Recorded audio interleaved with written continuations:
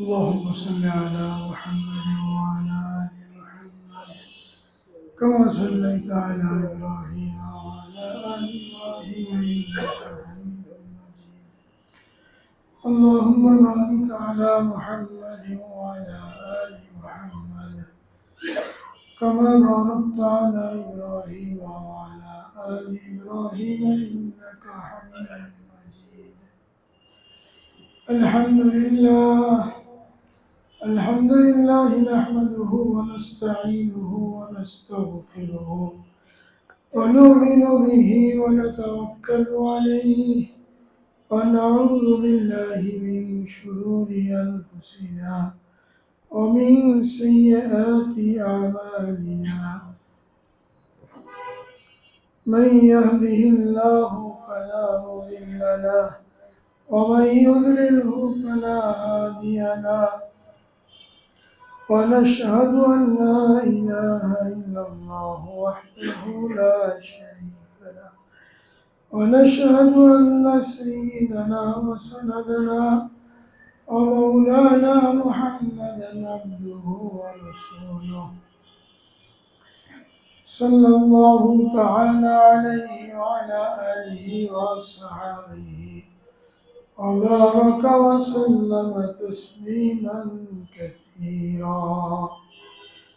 أما بعد، قال الله تبارك وتعالى في كلامه المجيد: إنما المؤمنون الذين إذا ذكر الله وجلت قلوبهم وإذا تليت عليهم آياته زادتهم إيمانا وعلى ربهم يتوكلون. الذين يقيمون الصلاة ومما رزقناهم ينفقون أولئك هم المؤمنون حقا لهم درجات عند ربهم ومغفرة ورزق كريم. صدق الله العظيم وصدق رسوله النبي الكريم ونحن على ذلك من الشاهدين والشاكرين. الحمد لله رب العالمين.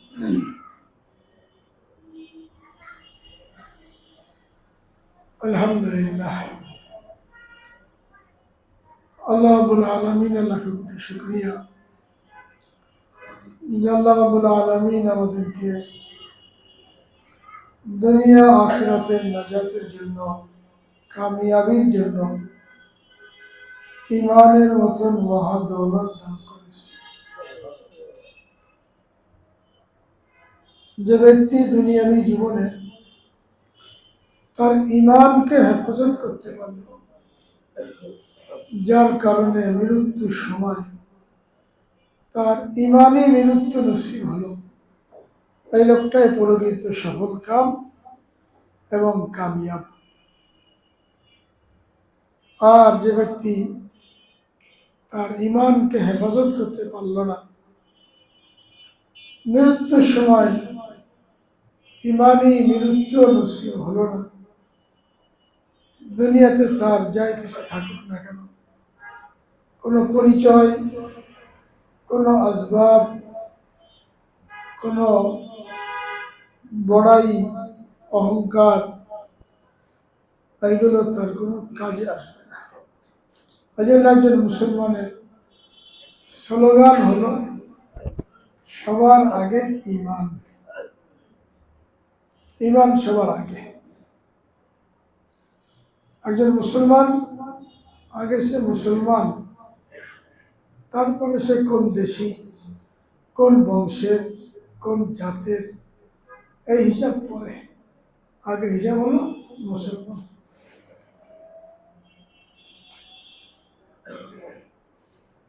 সমাজ, গোত্র, বংশ, এইগুলো নিয়ে বড়াই করা, এগুলো জাহিলিয়াতের যুগে ছিল এবং তারা এগুলো নিয়ে নিজেদের মধ্যে গর্ব অহংকার করত। আর এই অহংকারের ভিত্তিতে তাদের পরস্পরের লড়াই চলত, সামান্য সামান্য কথা নিয়ে তার দ্বন্দ্ব ফাসাদে লিপ্ত হয়ে পড়ত। ইসলাম দুনিয়াতে আসার পরে সর্বপ্রথম যে ঘোষণা দিয়েছে সেটা হলো ইন্নামাল মুমিনুনা ইখওয়া, মুসলমান ভাই ভাই।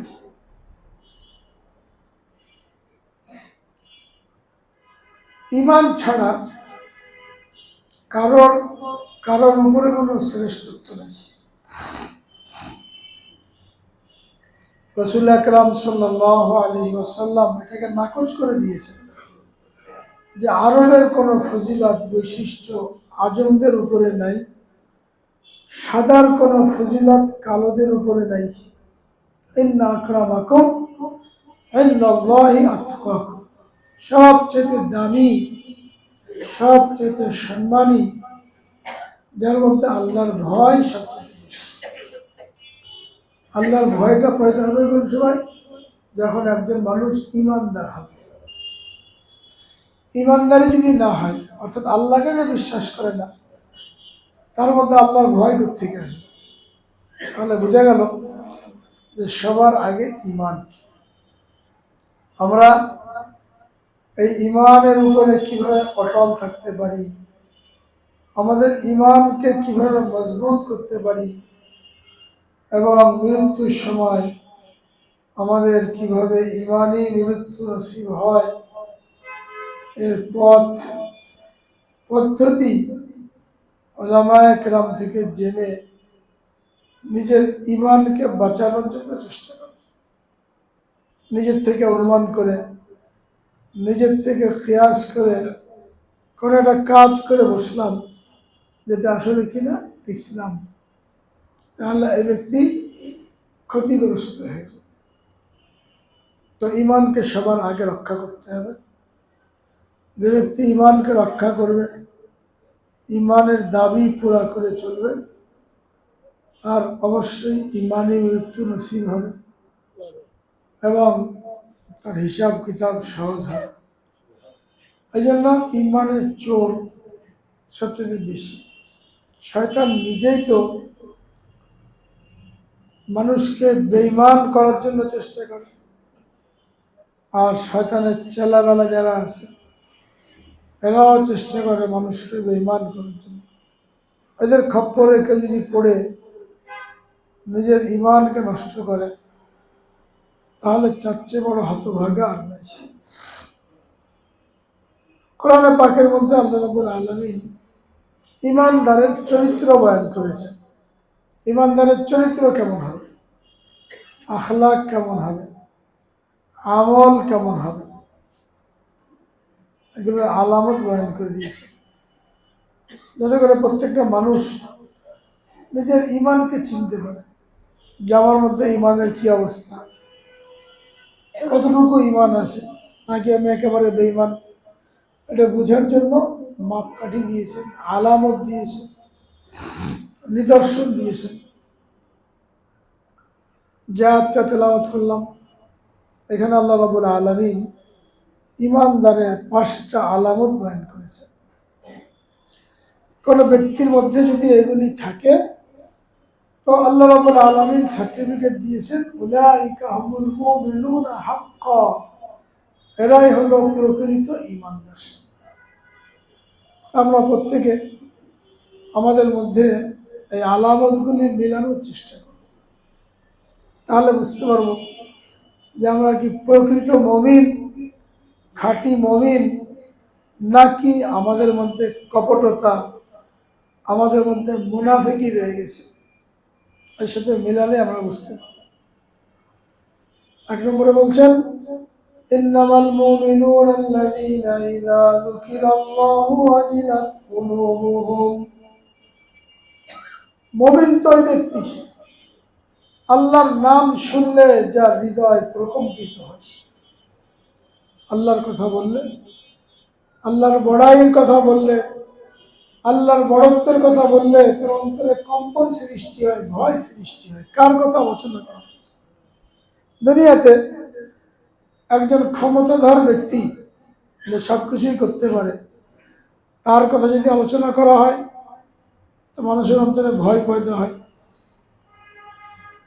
তো দুনিয়ার একজন প্রভাবশালী ব্যক্তি যে অনেক কিছু করতে পারে, তার ভয় দেখালে, তার কথা আলোচনা করলে মানুষের অন্তরে যদি ভয় সৃষ্টি হয়, তাহলে মহান রব্বুল আলামিন, আহকামুল হাকিমিন, তার বড়ত্বের কথা আমার আপনার সামনে যখন আলোচিত হবে, তখন অন্তরে ভয় পয়দা হওয়ার দরকার আছে কি নাই, কি বলে? এটাই মানে আমার সহজ কথা। এটা বলছেন ইদা যুকিরাল্লাহু ওয়াজিলাত কুলুবুহুম, যখন আল্লাহর কথা আলোচনা হয় তাদের অন্তরে ভয় সৃষ্টি হয় যে আমাদের রব, আমাদের পালনকর্তা, আমাদের বিধানদাতা, তার সামনে আমাদের সমস্ত কর্মকাণ্ডের জবাবদিহিতা করতে হবে। তিনি আহকামুল হাকিমিন, তিনি রব্বুল আলামিন। এটা চিন্তা করে আল্লাহর প্রতি ভয়, মহাব্বত, এইগুলো বৃদ্ধি পাবে। যদি এরকম না হয় তাহলে বুঝতে হবে আমার ইমানের মধ্যে ত্রুটি আছে। যেমন আল্লাহ রাব্বুল আলামিন কাফেরদের আলামত বয়ান করেছেন যে তাদের সামনে আল্লাহর কথা আলোচনা হলে এদের অন্তরে ভয় পয়দা হওয়া তো দূরের কথা, এদের কপালে ভাঁজ পড়ে, এরা শুনতে রাজি হয় না। এক আল্লাহর কথা আলোচনা হবে, এটা শুনতে রাজি হয় না। দেব দেবী মূর্তি এইগুলির কথা আলোচনা হলে ভালো, এক আল্লাহর কথা আলোচনা হলে এদের ভুরু কুঞ্চিত হয়। আল্লাহ রাব্বুল আলামিন ইরশাদ করেন 24 পারা 2য় পৃষ্ঠা, ওয়াইযা যুকিরাল্লাহু ওয়াহদাহু ইশমাআজ্জাত কুলুবুল্লাযীনা লা ইউমিনুনা বিল আখিরাহ ওয়াইযা যুকিরাল্লাযীনা মিন দুনিহি ইযা হুম ইস্তাবশিরুন।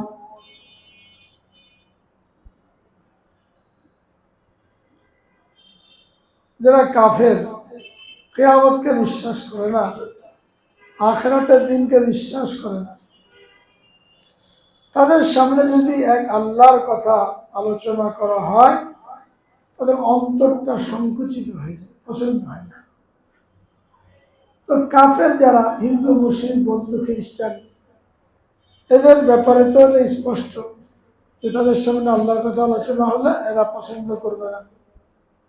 কিন্তু অনেক মুসলমানকেও দেখা যায় কোন মজলিসের মধ্যে, যখন দ্বীনি মজলিসে তো আল্লাহর কথা আলোচনা হয়, দুনিয়াবি মজলিসের মধ্যে যখন কিছু মুসলমান একত্রিত হয়েছে, মনে করেন দোকানে বসে, হোটেলে বসে চা নাস্তা খাচ্ছে, খুব দুনিয়াবি গল্প গুজব হচ্ছে, নির্বাচনী হালচাল বয়ান চলছে, বা কোনো বিয়ে বাড়ি মজলিসে একত্রিত হয়েছে, কোনো খানা সামনে আসে নাই, টেবিলে টেবিলে তুমুল আলোচনা বিভিন্ন বিষয় নিয়ে। ওই সময় যদি কেউ আল্লাহর কথা বলা শুরু করে, ইমানি দাওয়াত দেওয়া শুরু করে, ইমানের কথা বলা শুরু করে, একটা লোক পছন্দ করবে না। আল্লাহ ভাই এখানে এটা রাখেন, এটা তো মসজিদে, এখানে এই কথা পছন্দ হবে না, ভুরু কুঞ্চিত হবে। এটা তো কাফেরদের আলামত। আল্লাহর কথা আলোচনা হলে, আল্লাহর বড়ত্বের কথা আলোচনা হলে এদের অন্তর সংকুচিত হয়। মুসলমান যে কাজের মধ্যে ব্যস্ত থাকবে, যখন তার সামনে আল্লাহর বড়ত্বের আলোচনা শুরু হলো, সব বাদ দিয়ে সকলের ওইখানে মনোযোগী হওয়া, সকলে ওই আলোচনায় অংশ নেওয়া, এটাই আমাদের আলামত। কিন্তু আমাদের ক্ষেত্রে এখানে ভিন্নতা দেখা যায়। দু একজনেই পছন্দ করতে পারে, বেশিরভাগ মানুষই অপছন্দ করে। বাসের মধ্যে, ট্রেনের মধ্যে, বাসের মধ্যে কত লোক কত কিছু বিক্রি করতে ওঠে, লেকচার দেয়, গুণাগুণ বয়ান করে, সবাই পছন্দ করে, শোনে, কেনাকাটা করে। একজন যদি চুপচাপ বসে রয়েছে, ইমানি আলোচনা শুরু করে 10 মিনিট 20 মিনিট, একটা লোকও পছন্দ করবে না। ওইটা আবার ইমানি আলোচনার জায়গা নেই, অথচ ওইটাও ইমানি আলোচনার জায়গা, ভুরু কুঞ্চিত হবে। আর যখন দুনিয়াবি আলোচনা হবে সবাই অংশ নেবে। তো যেটা কাফেরদের আলামত বলা হয়েছিল ওটা মুসলমানের মধ্যে দেখা যাচ্ছে। পক্ষান্তরে وَإِذَا ذُكِرَ الَّذِينَ مِن دُونِهِ إِذَا هُمْ يَسْتَبْشِرُونَ আল্লাহ তাআলা বলে দিয়েছেন যখন আল্লাহকে বাদ দিয়ে অন্য দেব দেবীর কথা আলোচনা হয় তখন সবাই খুশি হয়ে যায়। এক নম্বর গুণ এখানে আমরা দেখা যাচ্ছে অনেক ক্ষেত্রে ফেল। এখান থেকে শিক্ষা নিতে হবে। সব জায়গায় আমরা ইমানি কথা আলোচনা করার জন্য চেষ্টা করব, আল্লাহ তাআলার বড়ত্বের কথা আলোচনা করার চেষ্টা করব। দুনিয়াতে আলোচনা হচ্ছে, আমি যদি একটা দ্বীনই কথা বলি, আল্লাহর কথা সব জায়গায় বলা যাবে, শুধু মসজিদের মধ্যে বলা যাবে, অন্য কোথাও বলা যাবে না, এটা না। আল্লাহর জমিন সব জায়গায় আল্লাহর কথা আলোচনা হবে। তাহলে বুঝতে হবে যে আমার মধ্যে ঈমান আছে, এক নম্বর আলামত। দুই নম্বর, ওয়াইযা তুলিয়াত আলাইহিম আয়াতুহু যাদাতহুম ঈমানা, তাদের সামনে যখন আল্লাহর আয়াত তেলাওয়াত করে শোনানো হয়, কোরআনে পাকের তেলাওয়াত হয়, তাদের ঈমান বৃদ্ধি পায়। আল্লাহর কালামের মুহাব্বত এমন এক জিনিস, এর দ্বারা ঈমান বাড়ে। যে আল্লাহর কালামকে মহব্বত করে পড়ে শোনে, তার ঈমান বাড়বে। ঈমান বাড়ার অর্থ হলো নেক কাজের মধ্যে মন বসবে, দান সৎকার মধ্যে মন বসবে, গুনার প্রতি ভীতি সৃষ্টি হবে। এটা হলো ঈমান বাড়ার আলামত। এটা বাড়বে কিসের দ্বারা?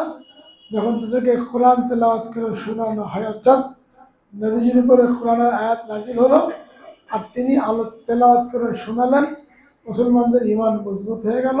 এর পরবর্তীতে যখনই মুসলমান নিজে তেলাওয়াত করুক বা তাকে তেলাওয়াত করে শোনানো হোক, তার ঈমান বৃদ্ধি পাবে। এরকম যদি না হয়, তেলাওয়াত ভালো লাগে না, করতেও ভালো লাগে না, শুনতেও ভালো লাগে না।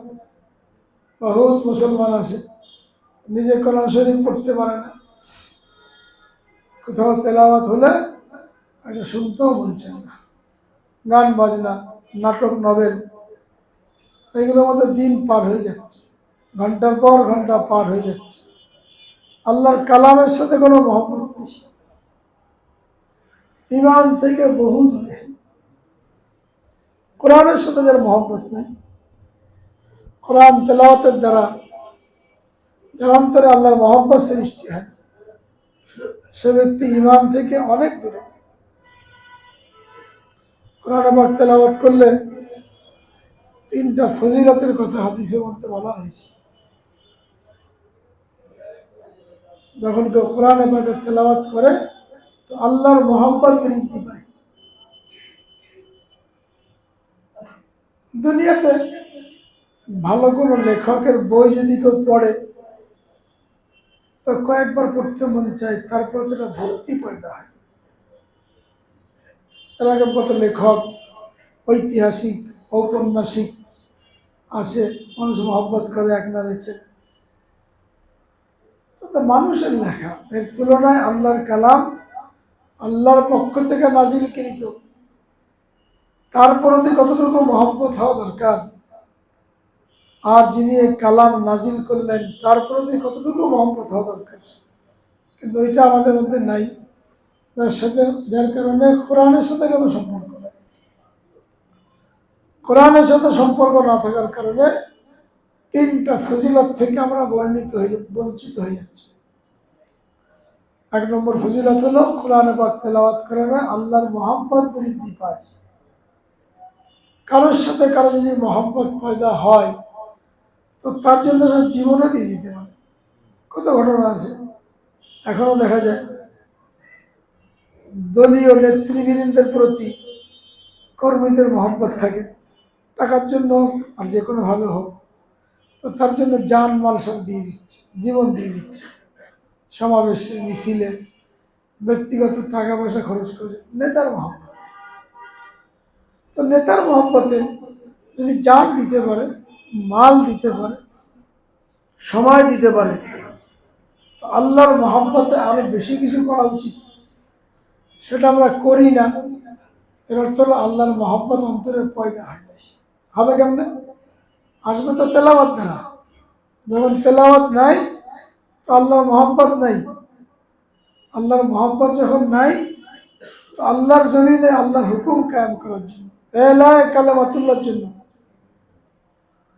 আমরা ঝাঁপিয়ে উঠতে পারি না, নিজের জান দিতে পারি না, মাল দিতে পারি না, সময় দিতে পারি না। কিছু লোকের জন্য দায়িত্ব ছেড়ে দিয়েছি, ওনারা করুক, আমরা আমাদের কাজে ব্যস্ত থাকি। মুসা আলাইহিস সালামের খবরের মতন তাদেরকে যখন বলা হলো তোমরা যদি ফিলিস্তিনে ঢুকতে চাও তাহলে আমালেকা শক্তিশালী শাসকবর্গ ছিল, এদের বিরুদ্ধে লড়াই করো, জিহাদ করো, এরা পরাজিত হবে, তোমরা ফিলিস্তিনের দখল বুঝে পাবে। ইহুদিরা খবর নিয়ে দেখলো যে ফিলিস্তিনে ওই সময় মুসা আলাইহিস সালামের সময় যে শাসক গোষ্ঠী ছিল তাদেরকে আমালিকা বলা হয়, বিশাল বড় বড় মানুষ, শক্তিশালী। এটা খবর পেয়ে তারা জিহাদ করতে হিম্মত হারিয়ে ফেলল। মুসা আলাইহিসসালামকে বলল, ইযহাব আনতা ওয়া রাব্বুকা ফাকাতিলা ইন্না হাহুনা কায়িদুন। হে মুসা, তুমি আর তোমার খোদা যাও, যে লড়াই করো, আমরা এখানে বসে থাকলাম। আল্লাহর মোহাম্মদ পয়দা হয়নি, জিহাদের হুকুম দেওয়া হয়েছে। কি বলছে? তুমি আর তোমার খোদা যাও। 6 পারার মধ্যে আল্লাহ রাব্বুল আলামিন এই ঘটনা বর্ণনা করেছেন, ইন্না হাহুনা কায়িদুন, আমরা এখানে বসে থাকলাম, যখন আজাদ হবে ফিলিস্তিন আমরা যে ঢুকবো। এই বেয়াদবির কারণে আল্লাহ রাব্বুল আলামিন এদের উপরে শাস্তি চাপিয়ে দিলেন। এরা মিশর থেকে বের হয়েছিল, লোহিত সাগর পাড়ি দিয়েছিল। লোহিত সাগর পাড়ি দিয়ে মূল যে ভূখণ্ড ফিলিস্তিনে যাওয়ার কথা ছিল, কিন্তু সেখানে বেয়াদবি করার কারণে আল্লাহ তাআলা এদের উপরে আযাব চাপিয়ে দিলেন। সেটাই তো যে ময়দানের মধ্যে অবস্থান করছিল, প্রতিদিন রাতে ওখান থেকে তারা চলতো, সফর করতো, ওখান থেকে বের হয়ে ফিলিস্তিনের দিকে যাওয়ার জন্য। সারা রাত চলার পরে সকালে দেখতো যেখান থেকে রওনা হয়েছিল ওইখানে আসছে, আবার সারা রাত চলেছে, চক্কর লাগাতে রয়েছে। এই জন্য বলা ময়দানে ফিল আরদ, এটাকে ময়দানে বলা হয়। 40 বছর এই আযাব আল্লাহ তাআলা চাপিয়ে দিয়েছেন একটা হুকুম অমান্য করার কারণে, ওখানে ঘুরতে রয়েছে। 40 বছর পরে এর মাঝখানে যখন মুসা আলাইহিস সালাম ইন্তেকাল হয়ে গেছে, হযরত হারুন আলাইহিস সালাম ইন্তেকাল হয়ে গেছে এই ময়দানের মধ্যে, তখন নতুন নবী ইউশা বিন নুন ওনার নেতৃত্বে সে জিহাদ করে ফিলিস্তিনকে স্বাধীন করে এরপর তারা ঢুকতে পেরেছে। তো আল্লাহর মোহাম্মত নাই বলে তারাও জীবন দিতে পারে নাই, আমাদেরও একই অবস্থা। আল্লাহর জমিনে আল্লাহর হুকুমকে কায়েম করার জন্য, এলায়ে কালেমাতুল্লাহর জন্য সব মানুষ মুসলমান হয়ে যাক, আল্লাহর জমিনে আল্লাহর হুকুমত কায়েম হয়ে যাক, এর জন্য আমরা জান মাল সময় কেউ দিতে পারি না, কিন্তু নিজের ব্যবসা বাণিজ্য, বাড়ি গাড়ি, এর জন্য খেয়ে না খেয়ে সকাল থেকে সন্ধ্যা মেহনত করে যাচ্ছে, যার কারণে মুসলমানদের উপরে জিল্লতি চাপিয়ে দেওয়া হয়েছে। সেই ইহুদিরা, সেই খ্রিস্টানরা মুসলমানদের উপরে অবর্ণনীয় অত্যাচার চালিয়ে যাচ্ছে সারা দুনিয়াতে। আল্লাহ মোহাম্মদ আসবে কিসের দ্বারা? কোরআনে পাকের তেলাওয়াত দ্বারা। 1 নম্বর ফায়দা, কোরআনে পাকের তেলাওয়াতের দ্বারা আল্লাহর মোহাম্মত পয়দা হয়। 2 নম্বর, অন্তরের জং দূর হয়। গুনাহ করতে করতে অন্তরের মধ্যে জং পড়ে যায়। লোহার মধ্যে যেমন পানি লাগলে মাটির মধ্যে পড়ে থাকলে মরিচিকা ধরে যায়, ওটাকে শান না দিলে, ধার না দিলে জং দূর হয় না।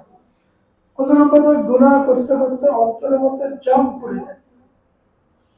লোহার মধ্যে জং লাগলো, বালির মধ্যে ঘষলেন তো জং চলে গেল।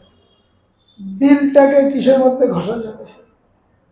সাহাবায়ে কেরাম জিজ্ঞেস করলেন, মা জিলা উহা ইয়া রাসূলুল্লাহ, লোহার মধ্যে জং লাগবে, বালির মধ্যে ঘষলে জং চলে যায়, অন্তরে যদি জং লাগে দূর করার উপায় কি?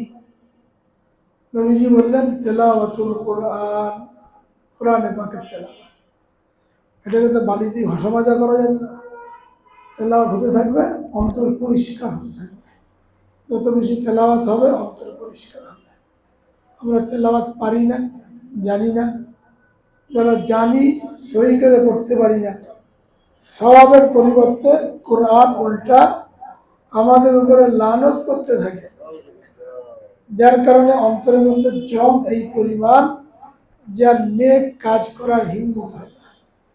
গুনাহ করে যাচ্ছি গুনাহ করলে যে শাস্তি হবে, আল্লাহ তাআলা নারাজ হবেন, এই ভয়টা পয়দা হয়। মসজিদে আসলে বেশিক্ষণ বসতে মন চায় না, আজানের সাথে সাথে আসতে মন চায় না, ঘড়ি ধরে হিসাব করতে থাকে। এত আগে যে কি হবে, কেবলই আজান হলো, এত আগে যে কি হবে। এত আগে আসলে কি হয়, মসজিদে আসলেই দুটো দোয়া ফেরেশতাদের লাভ করতে থাকে। দেখো মসজিদে আসলো নামাজের জন্য, তার জন্য ফেরেশতাদের দোয়া শুরু হয়ে গেল। কি দোয়া করে? আল্লাহুম্মা গফির লাহুম ওয়ারহামহুম, আল্লাহ এদেরকে মাফ করে দাও, এদের উপর রহমত নাজিল করো। যারা মসজিদে নামাজের অপেক্ষায় বসে থাকে তাদের জন্য ফেরেশতারা দোয়া করতে থাকে, মাগফিরাতের দোয়া এবং রহমতের দোয়া। এই দোয়া আমাদের দরকার আছে কি নাই, কি বলে? তাহলে আজানের সাথে সাথে মসজিদে চলে আসতে হবে, তাহলে একটা ফজিলত। দ্বিতীয় হলো, যতক্ষণ নামাজের অপেক্ষায় থাকবে তার জন্য নামাজের নেকি লেখা হতে থাকে। ওটা মসজিদে আসছেন, ভালো লাগছে না নামাজ পড়তে, বসে রয়েছেন চুপচাপ, 10 মিনিট বসে আছেন, তো 10 মিনিটে তো নামাজ পড়া যেত, এই পরিমাণ নামাজের নেকি লেখা। ওই যে মানুষে বলে কেবলই আজান হলো, এত আগে যে কি লাভ, এবার ভুল। মসজিদে গেলেই লাভ, কিন্তু শয়তান আসতে দেয় না, দোকানে বসে থাকে, ঘড়ি দেখতে থাকে, 2-4 মিনিট আগে আসে। জুমার দিনে একই অবস্থা, জুমার দিন আগে আগে মসজিদে আসলে কতগুলো নেকি, জুমার দিন আগে আগে মসজিদে আসলে কতগুলো নেকি। 6টা আমল যে করে জুমার দিন, 6টা আমল করে যে ব্যক্তি মসজিদে আসে, তার প্রত্যেক কদমে 1 বছর নফল নামাজের সওয়াব, 1 বছর নফল রোজার সওয়াব লেখা হয়।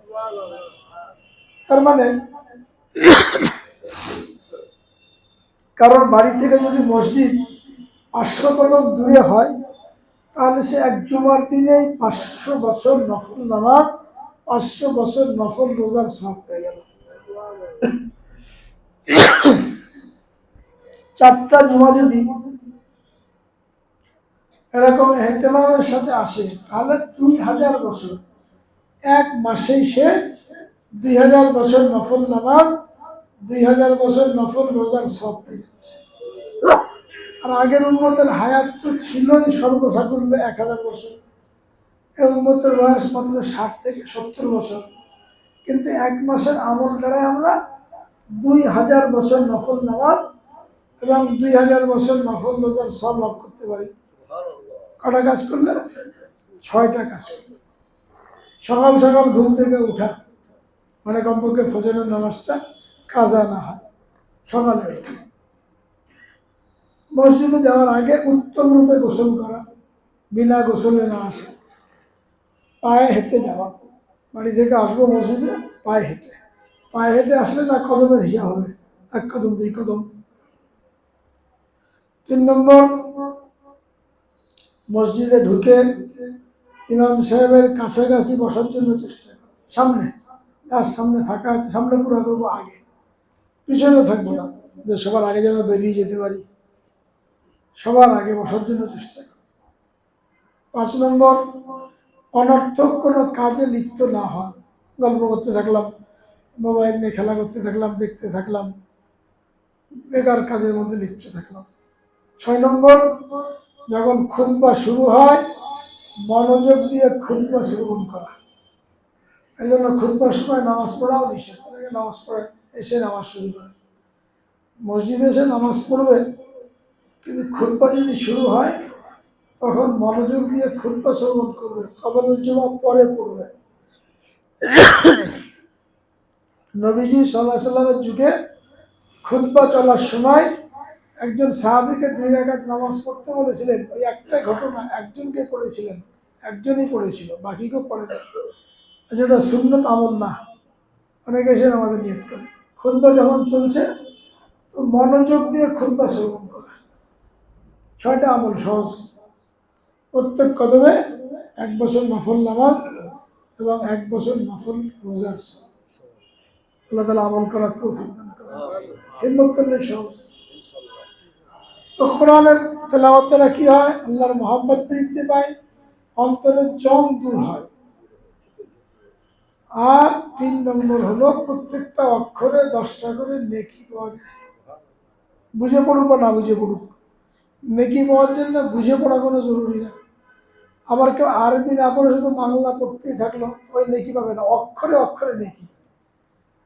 একজন আরবি পড়ে না বা পড়তে পারে না, তর্জমা পড়ে, মনে করে খুব কোরআন পড়েছি, তর্জমা পড়লে আলাদা নেকি, তেলাওয়াত করলে আলাদা নেকি। তেলাওয়াত আলাদা, তর্জমা আলাদা। তেলাওয়াত করতে হবে, আলাদা আমল। তর্জমা পড়া, অনুবাদ পড়া, তফসিল পড়া, এটা একটা আলাদা আমল। তেলাওয়াত একটা আলাদা আমল। সাহাবায়ে কেরাম দৈনিক খতম করতেন, তাহাজ্জুদে খতম করতেন, রাতে খতম করতেন। খতম একটা আলাদা আমল। ইমাম আজম আবু হানিফা রহমতুল্লাহ আলাইহি যেখানে তার ইন্তেকাল হয়েছে, যে ঘরের মধ্যে, ওখানে 7,000 বার কোরআন খতম করেছে। কোরআনের সাথে মহব্বত ছিল। وَإِذَا تُلِيَتْ عَلَيْهِمْ آيَاتُهُ زَادَتْهُمْ ঈমানা। মুমিনের আলামত, কোরআনের তেলাওয়াত করা হলে ঈমান বৃদ্ধি পায়। ঈমান বৃদ্ধি পেল কিনা এর দলিল হলো আল্লাহর ভয় অন্তরে পয়দা হবে, গুনাহ করতে ভয় লাগবে যে আমাকে আল্লাহর সামনে দাঁড়াতে হবে। আর আল্লাহর যে কোনো হুকুম জমিনে বাস্তবায়ন করার জন্য তার জান, মাল, সময় এইগুলো ব্যয় করা সহজ হবে। সামনে রমজান মাস আসছে, কোরআন নাজিলের মাস। আমরা এখন থেকে নিয়ত করি যে এই মাসটাকে বেশি থেকে বেশি কোরআন পাকের তেলাওয়াতের মধ্যে কাটাবো ইনশাআল্লাহ। আল্লাহ পাক সকলকে তৌফিক দান করেন। বাকি 3টা আলামত এটা আগামী সপ্তাহে আলোচনা হবে। আল্লাহ পাক সকলকে পাক্কা মুমিন হওয়ার জন্য কবুল করেন। আখিরু দাওয়ানা আলহামদুলিল্লাহ।